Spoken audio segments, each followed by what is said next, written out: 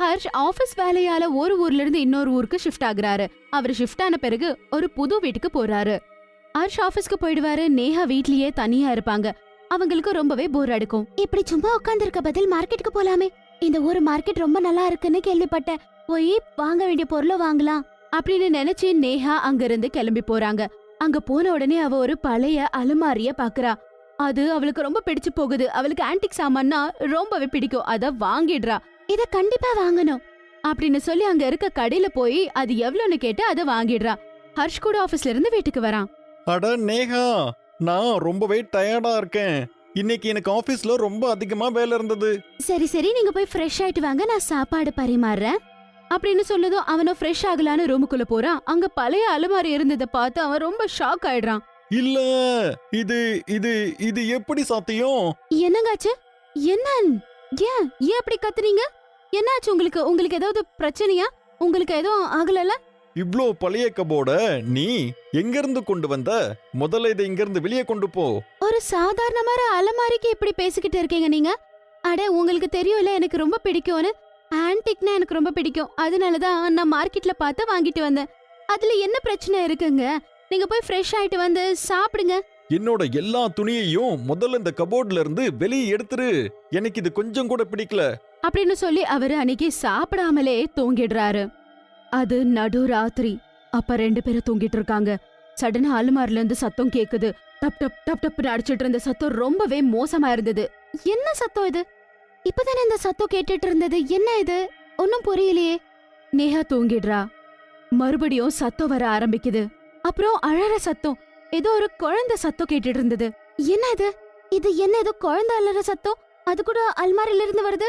என்ன இது அப்படின்னு சொல்லி நேஹா அந்த அலமாரிய ஓபன் பண்ணி பாக்குறா. துணி மட்டும் தான் இருந்தது. காலையில ஆனதும், ஹர்ஷ் இங்க வா, இங்க வா, இங்க வந்து பாரு, உனக்காக என்ன செஞ்சு வச்சிருக்கேன்னு. நிஜமாவே இதோட வாசனை ரொம்ப நல்லா இருக்கு. நேத்து கோவப்பட்டல்ல, அதுக்காக தான் இதெல்லாம். என்ன பார்த்து கோவப்படாத. இங்க பாரு, நான் ஒன்னும் கோவமா இல்ல. ஆனா நேஹா, அந்த கபோர்ட் நிஜமாவே எனக்கு கொஞ்சம் கூட பிடிக்கவே இல்ல. அதுக்கப்புறமா போன் ரிங் ஆகுது.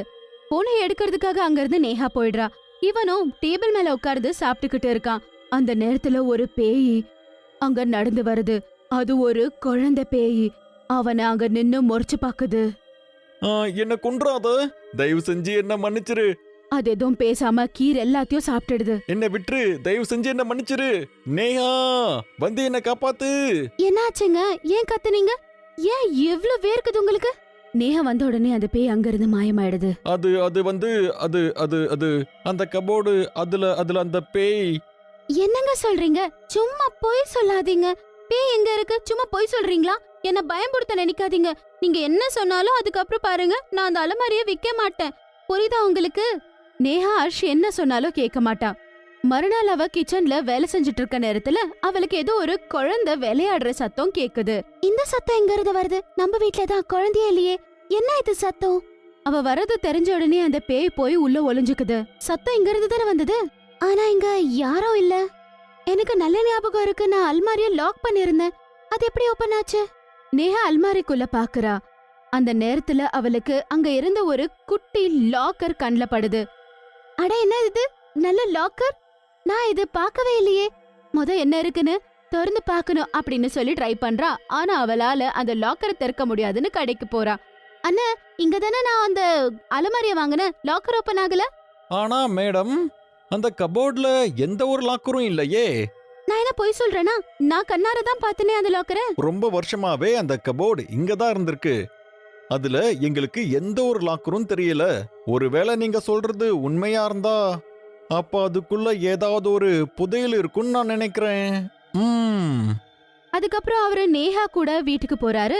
அப்புறம் லாக்கர் ஓபன் பண்ண ட்ரை பண்றாரு. ஆனா அந்த லாக்கர் ஓபன் ஆகாது.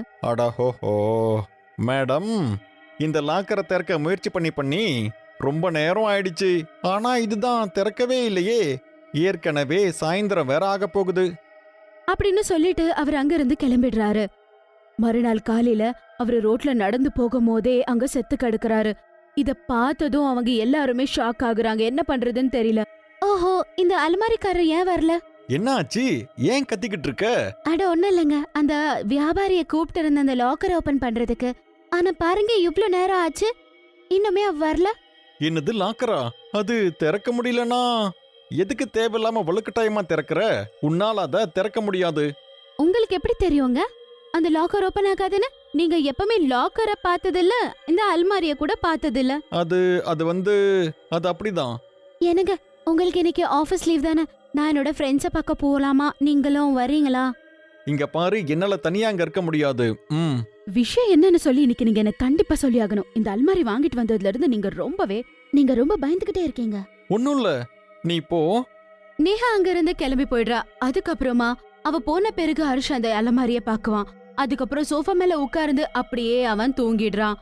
அப்ப சடனா அந்த குழந்தை பேய் அங்க இருந்து வெளியே வருது.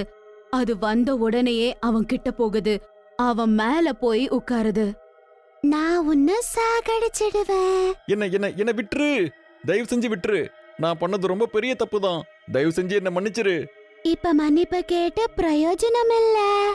பழி வாங்க வந்திருக்கேன். பழி வாங்காம நான் இங்க இருந்து போறது இல்ல. யாராவது இருக்கீங்களா? தயவு செஞ்சு வந்து என்ன காப்பாத்துங்க. உன்னை காப்பாத்த இங்க வேற யாரும் வர மாட்டாங்க. அதுக்கப்புறமா அவனை அந்த அலமாரி கிட்ட கூட்டிட்டு போகுது. அதுக்கப்புறம் அவனை அலமாரிக்குள்ள போய் பூட்டிடுது. அவனும் கத்த ஆரம்பிக்கிறான். யாருமே கண்டுக்க மாட்டாங்க. அவ அத பார்த்து சந்தோஷமா சிரிக்கிறா. நான் பழி வாங்கிட்டேன். யாராவது என்ன காப்பாத்துங்க, ப்ளீஸ் என்ன காப்பாத்துங்க. எனக்கு அப்படியே மூச்சு முட்டுது. என்ன இங்க இருந்து வெளியே கூட்டிட்டு போங்க. ஹர்ஷ் அந்த அல்மாரிக்குள்ள மாட்டிக்குவான். கொஞ்ச நேரத்துக்கு அப்புறமா நேஹா வீட்டுக்கு வரா. ஹர்ஷ் எங்க இருக்க? எங்க போனார் இவரு? ஒருவேளை ஏதாவது வேலையால போயிருப்பாரு. கண்டிப்பா ஏதாவது வேலை வந்திருக்கும். அதுக்கப்புறம் அல்மாரில இருந்து ட்ரெஸ் எடுத்து ட்ரெஸ் சேஞ்ச் பண்ணலான்னு போறா. என்ன இது, அல்மாரி ஓபன் ஆகல? என்ன இது? இவ்வளவு நேரம் நல்லதானே இருந்துச்சு. என்ன ஆச்சு சடனா இதுக்கு? ஐயோ புரியலையே. மறுபடியும் ஓபன் ஆக மாட்டேங்குது. அதுக்கப்புறம் ஜோர புடிச்சு இழுத்த உடனே ஹர்ஷ் அதுல இருந்து கீழே வந்து விழறா. ஹர்ஷ் என்ன ஆச்சு உனக்கு? ஐயோ என்ன ஆச்சு ஹர்ஷ் உனக்கு? அல்மாரிக்குள்ள நீ என்ன பண்ற? ஐயோ இரு, இப்பவே நான் டாக்டருக்கு கால் பண்றேன். மூச்சு முட்டினதாலதான் இவர் இப்படி மயங்கி போயிருக்காரு. வேற ஒண்ணும் இல்ல. இப்படியே இன்னும் கொஞ்ச நேரம் விட்டுருந்தீங்கன்னா அப்புறம் உங்க கணவரோட உயிரை காப்பாத்துறது ரொம்பவே கஷ்டமா இருக்கும். நல்ல வேலை சீக்கிரமா என்ன கூப்பிட்டீங்க. அவர் கண் முழிச்சதுக்கு அப்புறமா இந்த மருந்த நீங்க அவருக்கு கொடுத்துருங்க. சரி, அப்ப நான் கிளம்புறேன். உங்களுக்கு ரொம்ப நன்றி டாக்டர். நேஹா டாக்டரை வெளிய வரைக்கும் விட்டுட்டு வரலாம் அப்படின்னு போறாங்க. அவங்க திரும்பி வந்து பார்த்து ரொம்ப ஷாக் ஆயிடுறாங்க. ஒரு பேயே அவ மேல உட்கார்ந்து ஹர்ஷ் நேஹா, தயவு செஞ்சு என்ன காப்பாத்து நேஹா. விட்டுடு, என் கணவரை விட்டுடு, தயவு செய்து விட்டுடு. நான் உன்னை அந்த அலமாரியில தானே மாட்டி விட்டேன். நீ சாகணும் தானே. ஆனா நீ எப்படி தப்பிச்ச? ஆனா இப்ப நான் உன்னை விட போறது இல்லடா. நான் உன்னை சாகடிக்க போறேன். நீ என்ன சாகடிச்சல அதே மாதிரி. என்ன சொல்ற? இவன் சரியில்லை. இவன் உன்னை கூட ஏமாத்துறான். இங்க பாரு நேஹா, இந்த பேய் சொல்றதெல்லாம் தயவு செஞ்சு நீ நம்பாத. இது ஒரு பேய். இது என்ன வேணாலும் சொல்லும். நீ எதுவும் பயப்படாத ஹர்ஷ், நான் இருக்கேன். உனக்கு எவ்வளவு தைரியம்? நான் உன்னை விட மாட்டேன் அப்படின்னு சொல்லி அவனை கூட தூரமா அவளோட பவர்ஸை யூஸ் பண்ணி தள்ளிடுது. அதுக்கப்புறம் அவளும் தூர போய் விழுந்துடுறா. இந்த பேய் என்னோட கணவரை இப்படியே சும்மா விடாதுன்னு நினைக்கிறேன். நான் இப்பவே போய் அந்த மந்திரவாதிய கூட்டிட்டு வரேன். அவருதான் இதுக்கான கண்டிப்பா ஒரு சொல்யூஷனை சொல்ல முடியும் அப்படின்னு சொல்லிட்டு அவ சீக்கிரம் போய் அந்த மந்திரவாதிய கூட்டிட்டு வரா. ஏய் பேயே, இவரை விட்டுரு, இல்லனா நான் உன்னை சும்மாவே விட மாட்டேன். நீ என்ன எதுவும் பண்ண முடியாது. நான் ஒரு பேய், மனுஷன் இல்ல. மந்திரவாதி மந்திரங்களை சொல்றாரு அந்த பேய் அங்க இருந்து ஓட்டுறதுக்கு. ஏய் மந்திரவாதி, சொன்னா புரியலையா? என்ன தடுக்காத, நான் உன்னை விட மாட்டேன். நான் பழி தீர்த்துக்கணும். தயவு செஞ்சு யாரும் இந்த பேய் சொல்றத நம்பாதீங்க. எதுக்காக நீ மறுபடியும் பழி வாங்கணும்னு சொல்ற? அந்த அல்மாரி ஓபன் பண்ணு. என்ன விஷயம்னு உனக்கே நல்லா புரியும். ஆனா அந்த லாக்கர் ஓபன் ஆகலையே. இப்போ ஓபன் ஆகும்.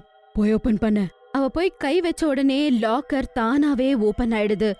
உள்ள இருக்கிறத அவ பார்த்து அவ ஷாக் ஆயிடுறா. அதுக்கப்புறம் தூரமா வந்துடுறா. ஏன்னா அந்த அல்மாரியில ஒரு குட்டி பொம்மையும் அதுக்கப்புறம் யாரதோ ஒரு எலும்பு இருந்தது. இது யாரோ இல்ல, நான் தான். அது மட்டும் இல்லாம இவர் என்னோட அப்பா. இவர் என்ன சாகடிச்சு அல்மாரிக்குள்ள என்ன லாக் பண்ணி விட்டுட்டாரு. என்ன ஏமாத்திட்ட அது வேற விஷயம். ஆனா குழந்தைய சாகடிச்சிருக்க, அதோ நீ பெத்த புள்ள அது.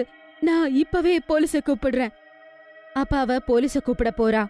அந்த அல்மாரியே பேய் கீழே தள்ளிடுது. அல்மாரி கீழே மாட்டிக்கிட்ட அர்ஷ் துடிச்சு துடிச்சு செத்து போறான்.